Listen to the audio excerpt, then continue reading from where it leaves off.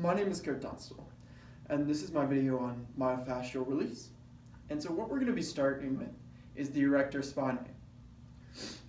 So when we're trying to release the trigger points on the erector spinae, we're just looking to dissipate some pain, perhaps address some of the symptoms such as lower back pain, and just help to alleviate the pain for a while. One of the easiest ways to do this is you have something as simple as a tennis ball. You can put it behind your back and try to get it in the kind of lower back area. You either want it on the transverse process or to the transverse spinal process, or just the spinal process, or even the belly of the erector spinae. They can all hold trigger points. And so you're just going to want to put the ball, say starting with the right hand side, you get it on the side, and simply move around until you feel a spot that has lots of tension. And when you do, you have a couple of options. You can try the cross friction approach, which essentially will entail you crossing the ball over that point that hurts a couple of times over. And what that'll do is essentially it'll help to loosen up those sarcomeres and try to make them not be so bunched up, because when they're so bunched up like that, you can't get new blood flow in, they're deprived of oxygen, and you're just getting up a buildup of waste and materials that you really don't want. So for the cross friction, as it goes over, it's releasing that tension and is restoring some new blood flow, and every time that ball crosses over, it'll be helping you to get blood flow into that area that might be causing you pain. Or you can simply leave it there for 30 to 90 seconds, which will essentially accomplish the same goal.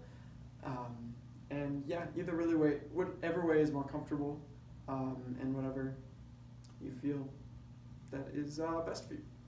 So another muscle that you can use this self-release technique for is the upper trapezius.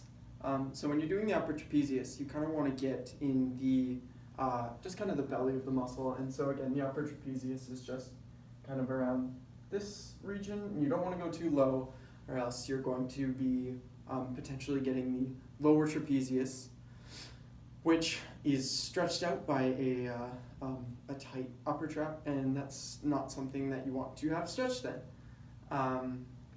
Anyways, you take the ball and you take it in the hand opposite to the side that you will be releasing from these points, and you place it in a good position, somewhere right in the muscle belly, and keep this hand here and this hand at your side, and just search for a tender spot.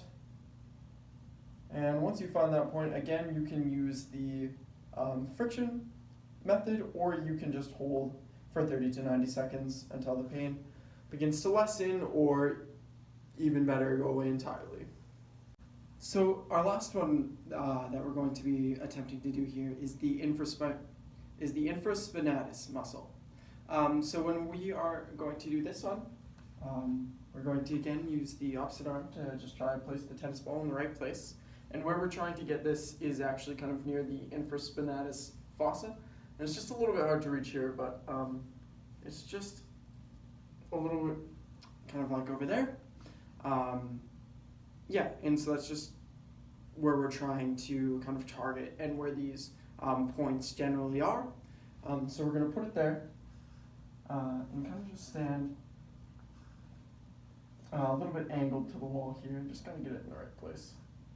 And once we have it in what we feel to be the right place, we can just sort of begin to look for the sore points, and I actually found one just there, so sorry, I kind of got distracted.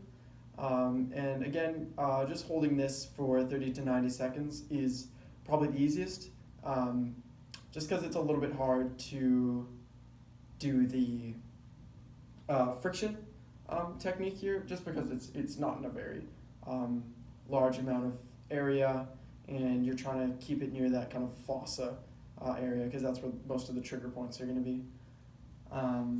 And that is my presentation for the self myofascial